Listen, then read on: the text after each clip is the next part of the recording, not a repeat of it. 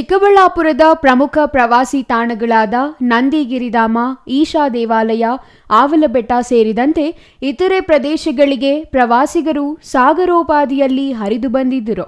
ಆದರೆ ಸ್ವಂತ ವಾಹನ ಇಲ್ಲದೆ ಬಂದ ಪ್ರವಾಸಿಗರು ಸಮರ್ಪಕ ಸಾರಿಗೆ ವ್ಯವಸ್ಥೆ ಇಲ್ಲದೆ ತೀವ್ರ ಪರದಾಡಿದ್ದು ಒಂದು ಕಡೆಯಾದರೆ, ಖಾಸಗಿ ಬಸ್ಗಳು ಯಾವುದೇ ಭಯ ಇಲ್ಲದೆ ಪ್ರಯಾಣಿಕರನ್ನು ಸಾಗಿಸುವ ಮೂಲಕ ಆಡಳಿತಕ್ಕೆ ಸೆಡ್ಡು ಹೊಡೆದಿದ್ದು ಮತ್ತೊಂದು ಕಡೆ.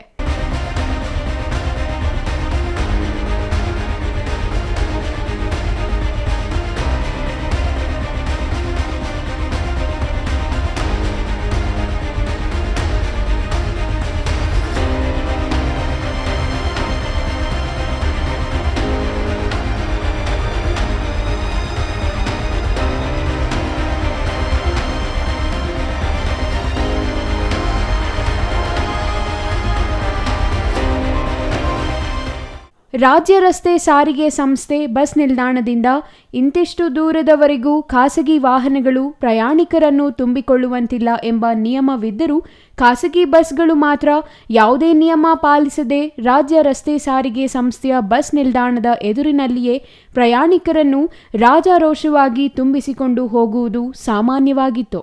ಇನ್ನೂ ವಿಚಿತ್ರವೆಂದರೆ ಕೆಎಸ್ಆರ್ಟಿಸಿ ಡಿಸಿ ಎದುರಿನಲ್ಲಿಯೇ ಖಾಸಗಿ ಬಸ್ಗಳು ಪ್ರಯಾಣಿಕರನ್ನು ತುಂಬಿಸಿಕೊಳ್ಳುತ್ತಿದ್ದರೂ ಡಿಸಿ ಮೌನ ವಹಿಸಿದ್ದು ವಿಪರ್ಯಾಸ. ಇಂದು ಹೊಸ ವರ್ಷ, ಪ್ರವಾಸಿಗ ಸಂಖ್ಯೆ ಗಣನೀಯ ಪ್ರಮಾಣದಲ್ಲಿ ಹೆಚ್ಚಳವಾಗಲಿದೆ. ಅದಕ್ಕೆ ಅಗತ್ಯವಿರುವ ಸಾರಿಗೆ ವ್ಯವಸ್ಥೆ ಕಲ್ಪಿಸಬೇಕು ಎಂಬ ಮುಂಜಾಗ್ರತಾ ಕ್ರಮಗಳನ್ನು ಕೆಎಸ್ಆರ್ಟಿಸಿ ಕೈಗೊಳ್ಳುವಲ್ಲಿ ಸಂಪೂರ್ಣ ವಿಫಲವಾಗಿದೆ ಎಂಬ ಆರೋಪಗಳು ಪ್ರವಾಸಿಗರಿಂದ ಕೇಳಿಬಂತು. ಗೌರಿಬಿದನೂರು ಬಸ್ಗಳೇ ಇಲ್ಲ, 2 ಬಸ್ ಮಾತ್ರ 3 ಗಂಟೆಯಿಂದ ಹೋಗಿವೆ. ಈಗ ಜನ ಕಾದು ಒಬ್ಬರ ಮೇಲೆ ಒಬ್ಬರು ಬಿದ್ದು ಸಾಯ್ತಾರೆ.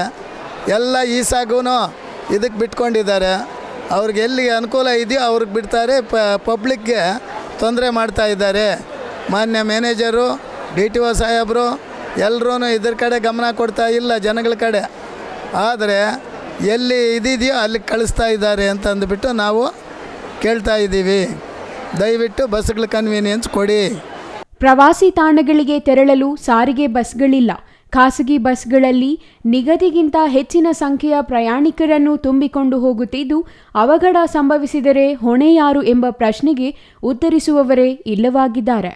ಪ್ರಯಾಣಿಕರ ಸಂಖ್ಯೆ ನಿರೀಕ್ಷೆಗಿಂತ ಹೆಚ್ಚಿದ್ದ ಕಾರಣ ಸ್ವತಃ ಕೆಎಸ್ಆರ್ಟಿಸಿ ಡಿಸಿ ಅವರೇ ಬಸ್ ನಿಲ್ದಾಣಕ್ಕೆ ಬಂದು ಸಂಚಾರ ನಿಯಂತ್ರಣ ಮಾಡಲು ಮುಂದಾಗಿದ್ದರು.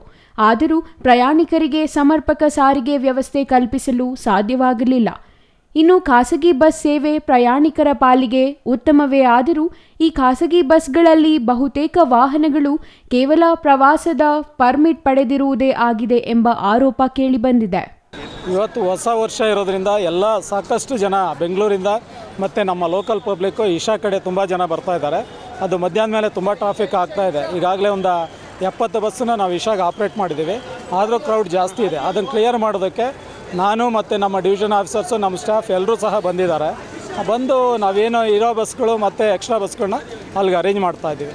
ಕಲೆಕ್ಷನ್ನೇನು ನಾವು ಸಾಯಂಕಾಲ ನೋಡ್ತೀವಿ. ಈಗಾಗಲೇ 70 ಗಾಡಿ ಆಪ್ರೇಟ್ ಆಗಿದೆ. 70 ಗಾಡಿ ಈಗ ಸಂಜೆ ಮೇಲೆ ಇನ್ನೂ ಒಂದು 25ರಿಂದ 30 ಟ್ರಿಪ್ ಆಪ್ರೇಟ್ ಆಗ್ಬೋದು. ಯಾಕೆಂದರೆ ಲೈಟಿಂಗ್ಸ್ ಇರೋದ್ರಿಂದ ಈಗ ಜನ ತುಂಬ ಬರ್ತಾ ಇದ್ದಾರೆ. ಅವ್ರಿಗೆ ಏನು ಬರ್ತಾರೋ ಅವ್ರಿಗೆ ನಾವು ಇರೋ ಬಸ್ಗಳಲ್ಲಿ ಯಾವ್ಯಾವ್ದು ನಾಲ್ಕು ವ್ಯವಸ್ಥೆ ಮಾಡೋಕೆ ಮಾಡ್ತಾಯಿದ್ದೀವಿ. ಬೇರೆ ಡಿಪೋಗಳಿಂದ ತರಿಸ್ತಾ ಇದ್ದೀವಿ. ನಮ್ಮ ಚಿಂತಾಮಣಿ, ಬಾಗೇಪಲ್ಲಿ ಮತ್ತು ಗೌರಿಬಿದನೂರು ಕಡೆಯಿಂದನೂ ಗಾಡಿಗಳು ತರಿಸ್ತಾ ಇದ್ದೀವಿ. ಹೌದು ಅಲ್ಲ, ಈಶಾ ಫೌಂಡೇಶನ್ಗೆ ಅಂತಲ್ಲ, ನಮ್ಮ ರೆಗ್ಯುಲರ್ಗೆ ಈಗಾಗಲೇ 15 ಹೊಸ ಬಸ್ ಬಂದಿದೆ ಇಲ್ಲಿಗೆ, ನಮ್ಮ ಈ ಡಿಪೋಗೆ ಬಂದಿದೆ. ಅದ್ರ ಜೊತೆಗೆ ನಾವು ಬೇರೆ ಗಾಡಿಗಳನ್ನೂ ಸಹ ಇಲ್ಲಿ ಅರೇಂಜ್ ಮಾಡ್ಕೊಳ್ತೀವಿ. ಪೀಕ್ ಡೇಸ್ನಲ್ಲಿ ಮಾಡಿಕೊಂಡು ಮಾಡ್ತಾಯಿದ್ದೀವಿ. ಪ್ರವಾಸಿ ಪರ್ಮಿಟ್ ಪಡೆದು ಪ್ರಯಾಣಿಕರನ್ನು ತುಂಬಿಸಿಕೊಂಡು ಹೋಗುತ್ತಿದ್ದರೂ ಸಾರಿಗೆ ಅಧಿಕಾರಿಗಳಾಗಲಿ ಆರ್ಟಿಒ ಅಧಿಕಾರಿಗಳಾಗಲಿ ಅತ್ತ ತಿರುಗಿಯೂ ನೋಡಲಿಲ್ಲ. ಬಸ್ ನಿಲ್ದಾಣದಲ್ಲಿ ವಿವಿಧ ಪ್ರವಾಸಿ ತಾಣಗಳಿಗೆ ತೆರಳಲು ಸಾವಿರಾರು ಸಂಖ್ಯೆಯಲ್ಲಿ ಪ್ರಯಾಣಿಕರು ತುಂಬಿಕೊಂಡಿದ್ದು, ಯಾವುದೇ ಪ್ರದೇಶಕ್ಕೆ ಹೋಗುವ ಬಸ್ಗಳು ಕಾಲಿಡಲು ಜಾಗವಿಲ್ಲದಷ್ಟು ಕಿಕ್ಕಿರಿದು ತುಂಬಿದ್ದರು. ಪ್ರಯಾಣಿಕರು ಹೆಚ್ಚಾಗಿದ್ದು ಬಸ್ಗಳ ಸಂಖ್ಯೆ ದಿನನಿತ್ಯದಷ್ಟೇ ಇದ್ದ ಪರಿಣಾಮ ಪ್ರಯಾಣಿಕರು ತೀವ್ರ ಸಂಕಷ್ಟ ಎದುರಿಸುವಂತಾಯಿತು. ಒಟ್ಟಿನಲ್ಲಿ ಹಲ್ಲಿದ್ದವರಿಗೆ ಕಡಲೆ ಇಲ್ಲ, ಕಡಲೆ ಇದ್ದವರಿಗೆ ಹಲ್ಲಿಲ್ಲ ಎಂಬ ಮಾತಿನಂತೆ ಚಿಕ್ಕಬಳ್ಳಾಪುರದಲ್ಲಿ ಇತಿಹಾಸ ಪ್ರಸಿದ್ಧ ಪ್ರವಾಸಿ ತಾಣಗಳಿದ್ದರೂ ಅಲ್ಲಿಗೆ ಪ್ರವಾಸಿಗರು ಬಂದರೂ ಸಮರ್ಪಕ ಸಾರಿಗೆ ವ್ಯವಸ್ಥೆ ಕಲ್ಪಿಸುವಲ್ಲಿ ಆಡಳಿತ ವಿಫಲವಾಗಿದ್ದು, ಮತ್ತೊಮ್ಮೆ ಚಿಕ್ಕಬಳ್ಳಾಪುರದತ್ತ ಮುಖ ಮಾಡಬಾರದು ಎಂಬಷ್ಟು ಸಂಕಷ್ಟವನ್ನು ಇಂದು ಬಂದಿದ್ದ ಪ್ರವಾಸಿಗರು ಅನುಭವಿಸಿದ್ದು ಸಾರಿಗೆ ಇಲಾಖೆಯ ಅವ್ಯವಸ್ಥೆಗೆ ಶಾಪ ಹಾಕಿದರು. Vijay Raj, CTV news, Chikkaballapur.